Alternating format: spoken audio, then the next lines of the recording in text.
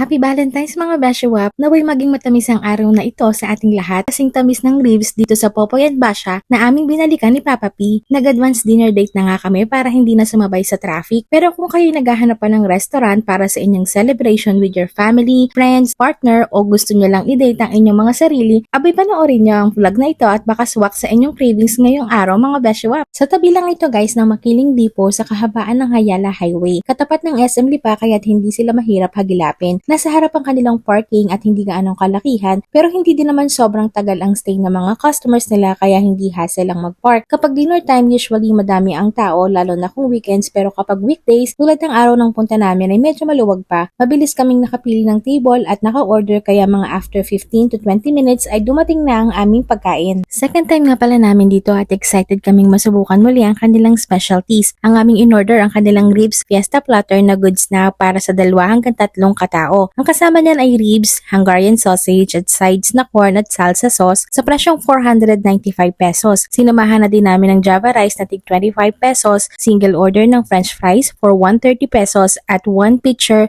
ng cucumber lemonade sa halagang 150 pesos. Appetizer sana yung fries kaso naging sides na din dahil kasabay na nilang na-serve sa main dish. Anyway, winner pa rin naman. Sobrang lambat ng ribs nila at gustong gusto namin ng timpla. Bagay na bagay sa Java rice. Actually, bet na bet namin lahat ng food na in-order namin at no regrets din na dito namin napiling mag-date for our Valentine's celebration. Less than 1K nga pala yung nagastos namin pero parang sa mamahalin na din kami kumain dahil sa classy ambience ng kanilang place at quality ng pagkain. Ang kanilang store hours ay Monday to Sunday mula 11 ng umaga hanggang 8:30 ng gabi. Bisitahin lamang ang kanilang Facebook page at pwede nyo silang i-message kung may gusto pa kayong malaman na hindi ko nabanggit sa vlog mga Beshiwap.